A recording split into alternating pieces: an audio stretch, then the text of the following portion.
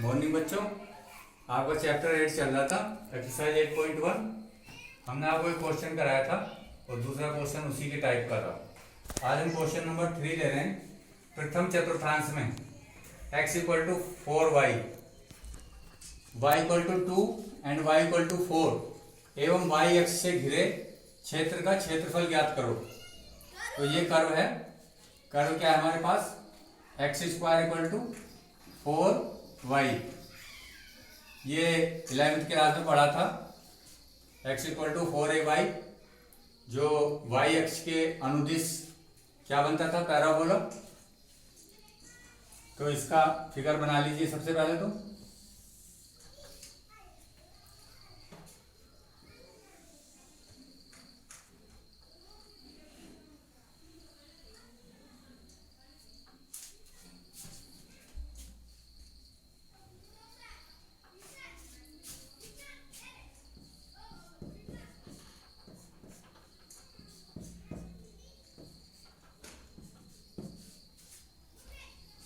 y equal to S में 4y है, तो वहां पर होता था 4ay।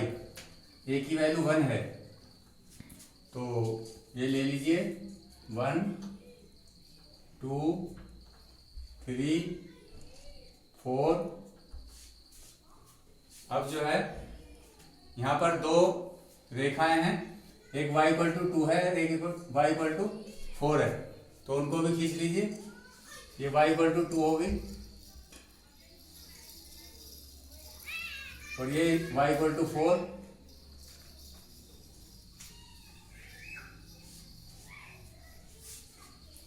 y equal to 2, y equal to 4 एवं y अक्ष से घिरे। y अक्ष भी इसमें इंक्लूड है, तो हमारा जो रीजन है ये होना चाहिए था पूरा। ये दोनों, ये कर्व, ये वाला रीजन होना चाहिए था, परंतु उन्होंने क्या ले दिया?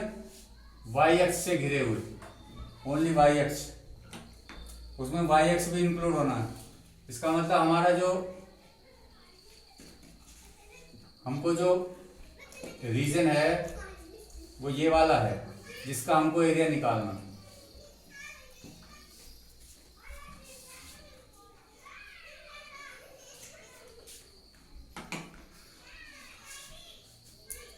तो यदि जैसे कि आपको फॉर्मूला बताया हुआ है, फॉर्मूला क्या है? ये फॉर्मूला तो बताया था आपको, limit a to B Y D x.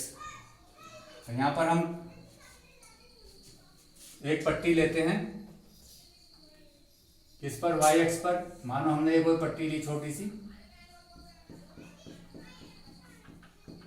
इसका छोटा क्षेत्रफल dy है, मतलब इसकी जो ब्रेथ है और ये लेंथ क्या होगी? x। तो एरिया क्या होता है? क्षेत्रफल। तो और ये कंडीशन और बच्चों ध्यान रखना, हमने इधर का क्यों नहीं लिया? क्योंकि इसमें हमको ये भी दे दिया गया है प्रथम चतुर्थांश में। तो यदि आपकी ये फिगर सही बन जाती है तो आपका क्वेश्चन हो जाएगा, और यदि ये फिगर ठीक नहीं बनी तो आपका क्वेश्चन गलत हो जाएगा। तो अब ये सारी बातें हमको लिखनी है। यहाँ पर आप x की वैल्यू निकाल लीजिए। एक्स स्क्वायर इक्वल टू क्या है? 4y। Therefore x equal to 4 plus minus, जब हम स्क्वायर रूट निकालते हैं तो प्लस माइनस लेते हैं, परंतु यहाँ पर माइनस बच्चों नहीं आएगा। क्यों? क्योंकि जैसा आप जानते हो कि प्रथम चतुर्थांश में जो है x और y दोनों क्या होते हैं? प्लस प्लस, तो इस वजह से माइनस हट जाएगा, तो केवल प्लस वाला ही लिया जाएगा। तो ये आ गया 4 का 2 आ गया 2 रूट y। अब क्षेत्रफल बाउंडेड बाय द, ये क्षेत्रफल आएगा आपका। यदि हम नाम लिखें इसके A B C D, तो प्रथम चतुर्थांश में, तो इसलिए वक्र x² = 4y, y = 2, y = 4 एवं y अक्ष से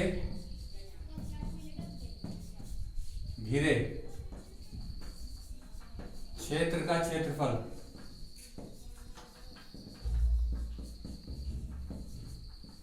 बराबर होगा प्रथम चतुर्थांश में, किसमें? प्रथम चतुर्थांश में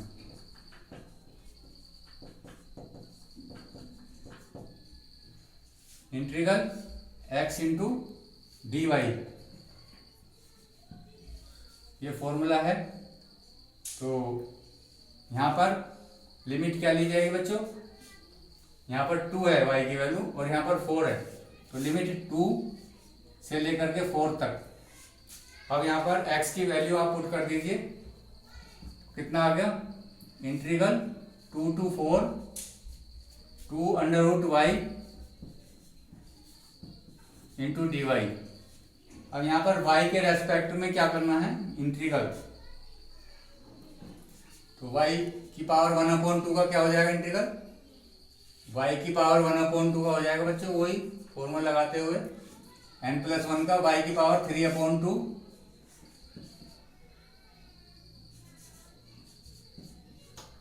y की पावर 3/2 अपॉन 3/2। तो अपॉन 3/2 लिखेंगे तो 2 पर चला जाएगा, तो 2/3 और limit 2 to 4 this equal to 4/3, 4 की पावर 3/2 माइनस 2 की पावर 3/2,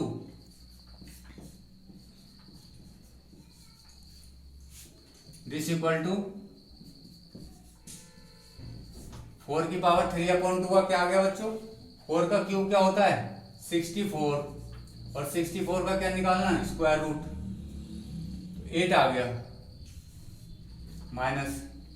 अब 2 की पावर 3/2 है, 2 की पावर 3 का क्या हो गया? 8, और 8 का स्क्वायर रूट क्या होगा?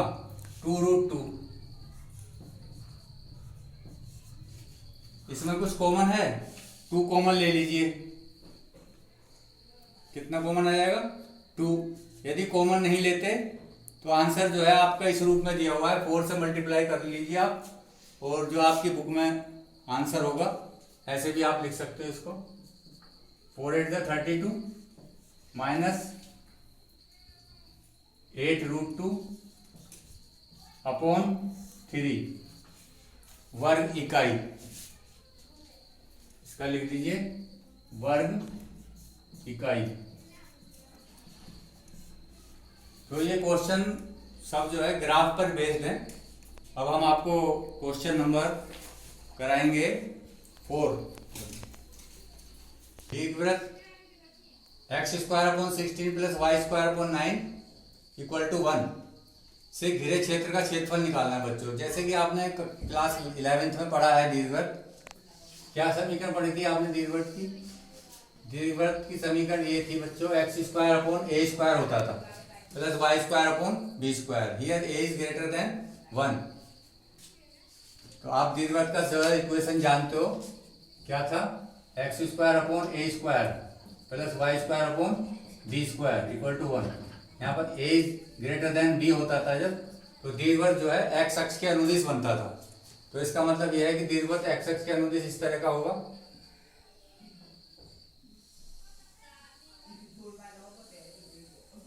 ये x अक्ष के अनुदिश इस तरह का दीर्घवृत्त होगा, जहां पर ये इसका दीर्घ अक्ष कहलाता है, ये लघु अक्ष कहलाता है। और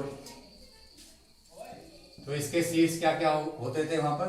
ये जैसे 16 है, a की वैल्यू कितनी है? 4 है, तो इसका मतलब यहाँ पर हो गए इसके कोऑर्डिनेट 4 0, और y एक्स पर क्या हो गए? 3 0 3। जब हम इससे कंपेयर करेंगे तो इसकी वैल्यू हमें ये प्राप्त होती है बच्चों, ठीक है। अब हमें क्या निकालना है? पूरा क्षेत्रफल निकालना है, ये पूरा कंप्लीट। ये देखिए, ये पूरा कंप्लीट हमको, ये भी, ये सारा निकालना है।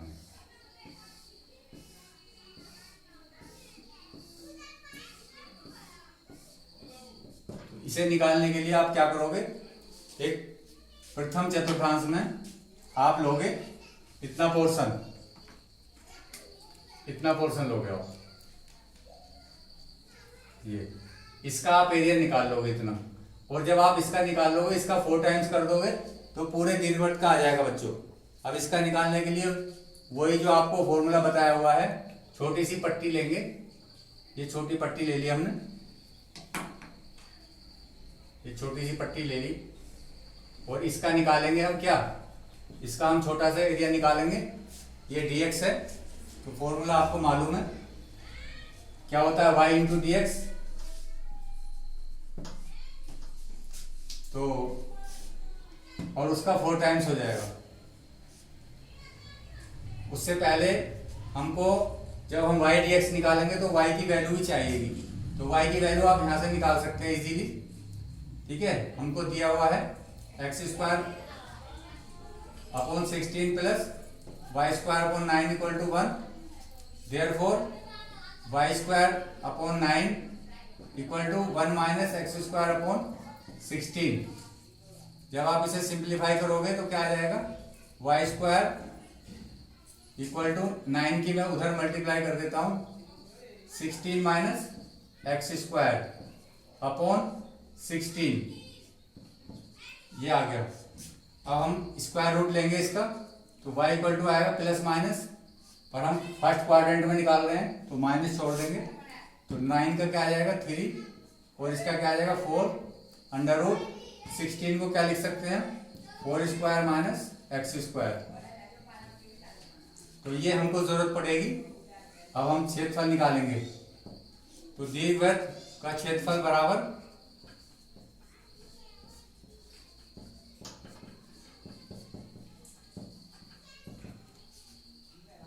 Limit a to b, a क्या है 4,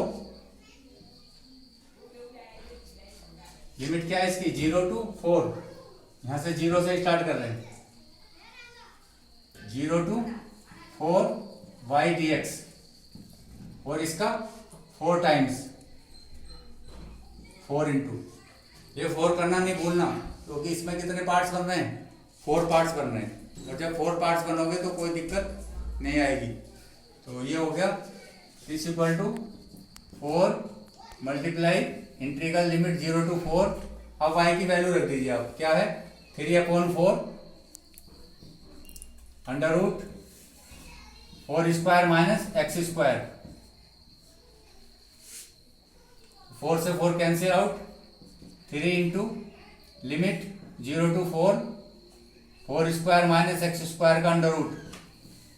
बच्चों एक फॉर्मूला आपको बताया गया था एक्सरसाइज नंबर 7.7 में बताया गया था, क्या under root a² minus x² किसके बराबर होता है, ये फॉर्मूला आपको याद होगा, देखो integral of under root a² minus x² को याद कर लेना, ये बहुत ही सारे क्वेश्चन ज्यादातर इसी पर बेस्ड हैं, x/2 under root a² minus x² plus a²/2 sine inverse x/a,